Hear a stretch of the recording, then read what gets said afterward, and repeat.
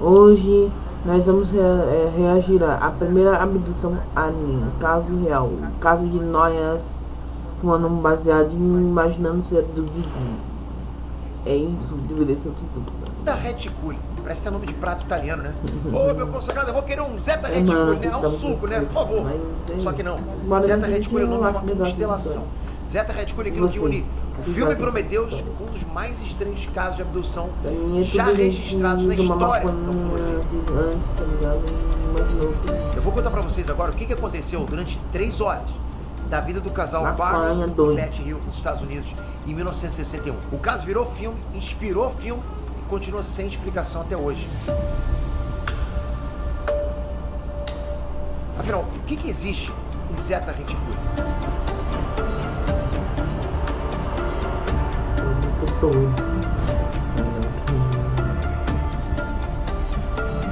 Estrantes, Peter aqui! Eu vou conversar uma coisa pra vocês, de verdade, cara. Uma das paradas mais assustadoras, sabe, que tira meu sono, é isso, é abdução alienígena. Não precisa nem enrolar. Pra mim, não. Tem uma sonda enfiada ali, né, onde o sol não bate. Pra mim, cara, o próprio conceito de abdução, cara, é perturbador. Abdução não deixa de ser violência, né? É uma violência. É um sequestro. Sequestro é crime. Só que a abdução é pior ainda.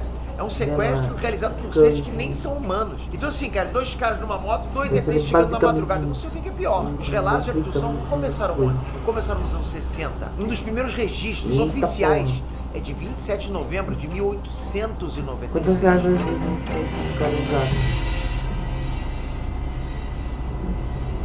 2 cavaleiros da Califórnia quase foram carregados por 3 humanoides muito altos para dentro de uma espaçonave. Para fazer o quê?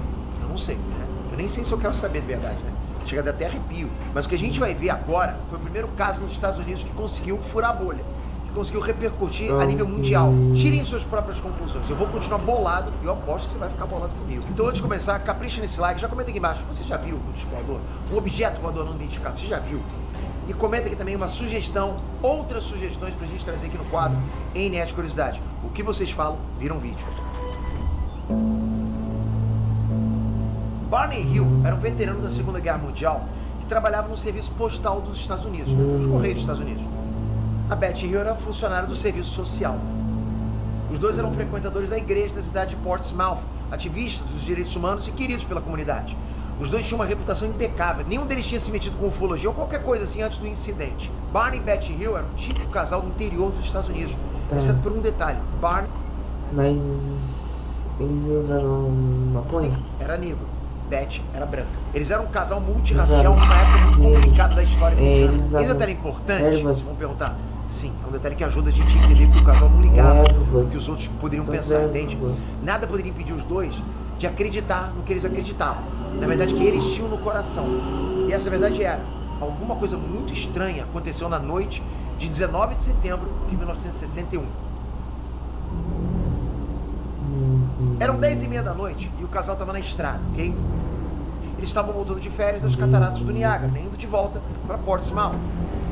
Foi mais ou menos nesse horário que a Betty viu uma luz muito forte, brilhante, riscando o céu. Nas palavras dela, até parecia uma estrela cadente, mas tinha um detalhe que mudava tudo. A tal estrela cadente não estava caindo, ela estava subindo. Eita porra.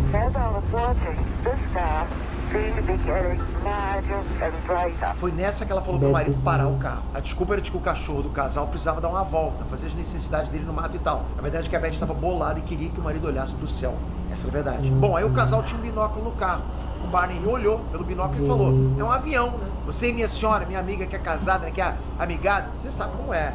Você diz uma coisa, o maridão diz que não é nada disso, né? Que não é pra se preocupar, que tem alguma explicação e tal. Eu falo com propriedade, eu sou assim, né? Se a patroa diz o negócio, eu digo que não é nada, depois a gente descobre lá que ela tava certa, enfim. Barney Hill pensou que era um avião e teimou. Não deu nem 5 minutos, ele mesmo percebeu que não podia ser um avião. Tinha alguma coisa errada, não podia. Tava descendo muito rápido. Tava descendo muito rápido na direção deles. Cataram o cachorro e voltaram para a estrada. Eles seguiram para a estrada sem pressa para acompanhar o objeto no céu, que continuava parecendo chegar mais perto a cada hora, cada momento. Já dava para ver os detalhes. Não era avião coisíssima nenhuma. Você vê um objeto estranho no céu, você vai perceber.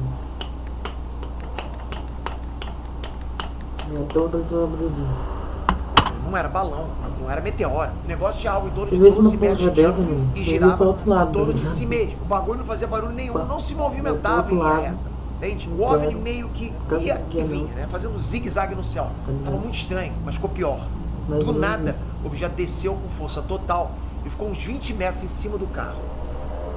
Foi uma descida tão rápida que Barney Hill freou o carro no meio da rodovia. Freou e já saiu armado. Exatamente, galera. Barney Hill tinha uma Vai pistola. entrar no ET O cara tinha igual lutado na no- Segunda Guerra Mundial, lembra? Falei pra vocês. O No Barney ET. já desceu preparado pra trocar. Mas o Barney também deixou o motor do Não é carro que era o ligado. ET, E mano. desceu com um binóculo. E ele viu. Ele viu cerca de 10 humanoides olhando ele de volta, de janelas na espaçonave. Ele usava uma espécie de uniforme negro e capacete. Era o ET. Do filme ET. Propaganda. Leva propaganda. Aí eu vou pular, né? Bom, eu tenho por mim que foi nesse momento que o Barney sentiu que a arma dele não ia fazer a menor diferença, né? Aquilo ali não era da Terra, ele sabia disso.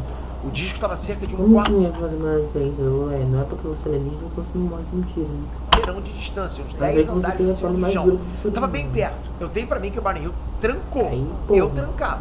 Enfim, todos os Eu nem humanoides se percebi o afastaram da objeto. janela, menos um. O Barney conta que sentiu uma espécie de mensagem vinda desse humanoide, né? Era uma mensagem de mente pra mente, sabe? Essa mensagem dizia pra eles não se moverem, pra eles continuarem ali que os tripulantes estavam descendo. Barney Hill ficou pra ver qual era. É ruim, né? Ele viu que o disco estava realmente descendo na beira da estrada. Ele correu pro carro, ligou, pô, acelerou e tampou na estrada. Ele lembra que chegou até a sentir um barulho diferente, sabe? Uma espécie de bip, uma sequência metálica de bips. Depois disso, a mente dele ficou confusa. Quando ele recuperou a consciência, ele estava dirigindo do lado de fora de uma cidade próxima. Quando o casal chegou em casa, o dia já estava amanhecendo. Eles só perceberam muito depois, mas os números não batiam. O trajeto deles deveria ter demorado 4 horas. Rodovias tranquilas, zero trânsito, né, viajando de madrugada. Mas a viagem deles levou 7 horas. Tinham 3 horas, né, 3 horas que eles ficaram parados vendo o ET. ali no meio, né, que tinham simplesmente sumido, evaporado. Era o início de um mistério que continua desafiando a Etevaldo. ciência até os dias de hoje. Mas os sinais já estavam ali desde o primeiro momento. Quando eles chegaram em casa, eles já perceberam que algo errado não estava certo. A alça do binóculo estava rasgada e o Barney não lembrava de ter, né, rasgado o negócio. O vestido da Beth estava rasgado em algumas partes. Os relógios do casal, cara, nunca mais funcionaram. Eles mesmos se sentiam esquisitos, chegaram até a tomar banhos muito longos para limpar qualquer tipo de contaminação. Tinha marcas circulares no capô do carro. Essas marcas deixavam uma bússola louca, ou seja, aquelas marcas em específico estavam fortemente magnetizadas. Ainda assim, o pior de tudo era um buraco na memória, sabe? Aquele gap na memória. Depois do bip estranho, 3 horas. depois da fuga da espaçonave, eles não conseguiam lembrar do que tinha acontecido. O carro saiu de um ponto X e foi parar no ponto Y, 56 quilômetros depois. Nenhum deles lembrava do trajeto. Cara, galera, imagina dirigir por 56 quilômetros sem noção do que estava fazendo. Que isso?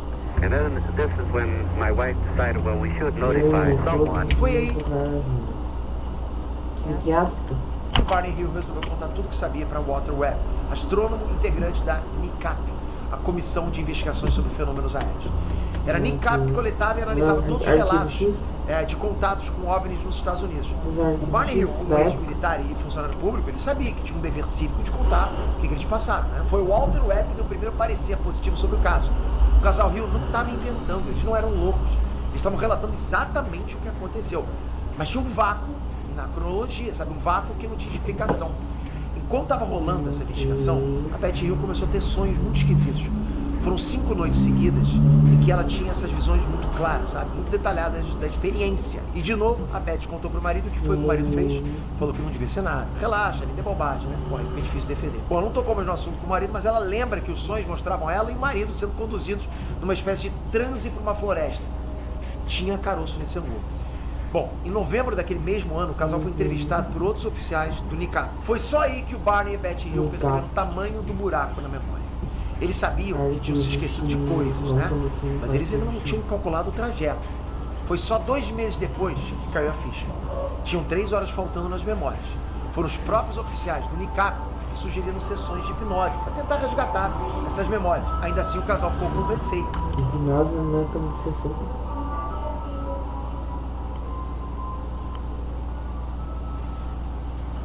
Tá bom, Será que mas eu não hipnose é sabia. uma ciência séria, né? Porque tá começando tudo ali naquela época. Um dos oficiais do Unicap recomendou que eles procurassem um profissional e alertou que realmente o campo estava cheio de amadores, né? Até charlatões mesmo, essa coisa de hipnose.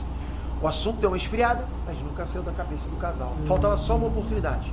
E essa oportunidade de ter contato com um hipnólogo de gabarito mesmo, só veio em 1964, através de um perito que já tinha trabalhado com as Forças Armadas, justamente no tratamento de traumas. No caso, traumas de guerra, né? Mas o médico tinha experiência com pacientes em choque. Esse médico era o médico psiquiatra Benjamin Simon. Agora vamos lá, é importante explicar o seguinte: o casal participou de sessões separadas de hipnose. Presta bem atenção no que eu estou falando. Sessões separadas de hipnose, ok? Barney foi num dia, Beth foi no outro dia. Um não sabia o que foi dito na sessão do outro. O único que sabia das duas versões da história era o doutor Benjamin Simon. E as duas versões da história eram idênticas. Os detalhes batiam um por um. Por mais absurda que fosse a história estava enterrada na memória dos dois, igualzinha. Poderia ser combinado, né? Porque realmente quando tem um conta a mesma história que o outro, eles poderiam ter combinado. Agora a gente vai entender aquelas 3 horas perdidas. Volta no tempo. Barney recebe a mensagem mental para não se mover, né? Para ficar parado, que a nave ia pousar. Ele corre pro carro e é nesse momento que ele acaba rasgando a alça do binóculo. Ele estava tão desesperado para fugir que arrebentou a alça de couro. Ele entrou no carro, deu a partida, acelerou, tentou fugir. Ele não conseguiu. Barney lembrou que ele sentiu uma força muito grande dentro dele, instruindo ele para tirar o carro da estrada, para dirigir no meio do mato. E foi isso que ele fez. O carro do casal saiu da rodovia e entrou na floresta, seguindo uma estradinha de terra. No final dessa estradinha de terra, havia 6 humanoides. A nave já tinha pousado. O carro travou e 3 humanoides se aproximaram. Eles tinham a cabeça lisa e olhos imensos, né? Em formato de amêndoa. Definitivamente não eram humanos. Tinham 2 braços, 2 pernas, andavam eretos e tal. Vestiam uniformes, mas não eram humanos. Você, empresário, empresária que Era quer um contar com ET, um jovem talento na sua empresa, essa oportunidade. Tá bom. A pele deles era cinzenta, a cabeça era desproporcional, mas o que mais chamou a atenção foram os olhos. Barney disse que era como se aqueles olhos pudessem penetrar no cérebro dele. Ele lembrou que foi instruído a fechar os olhos, a não olhar nos olhos dos humanoides. Essa foi exatamente a mesma descrição que a Beth deu dos alienígenas, igualzinha. E eles estavam hipnotizados, não tinha como lembrar do que eles estavam falando, tá? E estava batendo, cravado, uma história com a outra. O Barney falou que a língua deles era incompreensível, uma espécie de murmúrio. Beth disse a mesma coisa. Barney falou que a comunicação acontecia diretamente de mente para mente, através do que ele chamou de transferência de pensamento. O depoimento da Beth foi além disso, né? O fato é que a Beth Hills, ela teve contato direto com o líder da expedição. E esse líder teria chegado a mostrar um mapa das estrelas e tentado explicar a origem daquela nave. Infelizmente, esse caso ontológico de abdução não foi uma visita na nave. Não foi um momento para tomar um chazinho com biscoitos com os extraterrestres, não. O que Barney e a Beth também relataram foram experimentos médicos aterradores. O próprio psiquiatra se espantou. There I was. I believe in their honesty. Barney Hill era um homem grande, cara. Um cara enorme. Que tinha lutado na Segunda Guerra Mundial, que tinha visto, o inferno de perto. Um homem que tinha um QI calculado de 140. E o médico viu esse mesmo Barney consumido pelo mais absoluto pânico. Chorando, cara, como se fosse uma criança, só de lembrar o que ele passou naquela noite. Depois de 3 anos, todo o trauma veio com força total. Era isso que o cérebro dos dois estava tentando reprimir. O horror, o medo, o abuso físico e mental na espaçonave. Ou seja, o próprio cérebro transformou aquele espaço de tempo em esquecimento, como uma defesa, para nunca lembrar desse horror. O Dr. Benjamin Simon concluiu as sessões de hipnose do casal e escreveu as conclusões dele num artigo publicado numa revista científica chamada Psychiatric Opinion. E a conclusão era: não tinha explicação. Era uma aberração psicológica, um fenômeno que não se encaixava em nenhum livro de psicologia, de psiquiatria. Um evento que não fazia sentido diante do que a ciência sabia da mente humana. O incidente de Barney e Beth Hill foi um divisor de águas na ufologia e no imaginário popular. Antes desse caso, a maioria dos relatos contados por alienígenas eram positivos. Os visitantes eram sempre retratados como seres iluminados, né? Como seres pacíficos, com boas intenções. O medo das abduções começou com esse relato aí. Essa foi a primeira vez que a gente teve descrições de procedimentos médicos de alienígenas acidentados, de lapso temporal.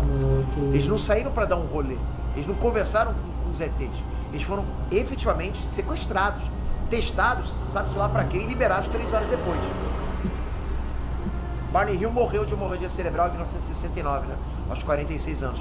Betty Hill viveu até os 85 anos e faleceu de câncer em 2004.